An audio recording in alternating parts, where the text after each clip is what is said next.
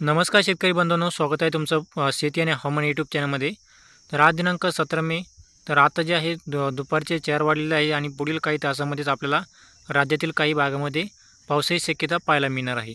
तर जाणून घेऊया कोणत्या भागामध्ये आपल्याला पाऊस पाहायला मिळू शकतो. तर त्याआधी मित्रांनो, चॅनल सबस्क्राईब करून बेल आयकॉन दाबू शकता.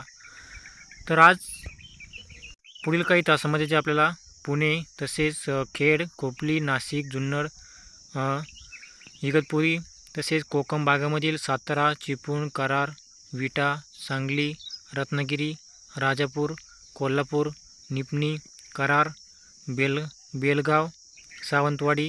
तर या भागामध्ये आपल्याला जे आहे आपल्याला जे आहे पुढील 3 तासामध्ये जे आहे जोरदार ते मुसळधार पावसाची शक्यता आपल्याला पाहायला मिळू शकते. तसेच जे आहे शेतकरी मित्रांनो, इतर जे जिल्हे आहेत ते इतर जिल्ह्यामध्ये आपल्याला जे आहे पुढील 3 तासामध्ये आपल्याला फक्त जे आहे ढगाळ वातावरण राहील आणि कुठेतरी आपल्याला हलका ते रिमझिम पाऊस आपल्याला मराठवाड्यातील तसेच विदर्भातील काही जिल्ह्यामध्ये पाहायला मिळू शकतो.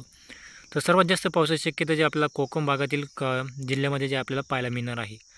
तर असेच हवामान जाणून घेण्यासाठी चॅनल सबस्क्राईब करून बेल आयकॉन दाबा.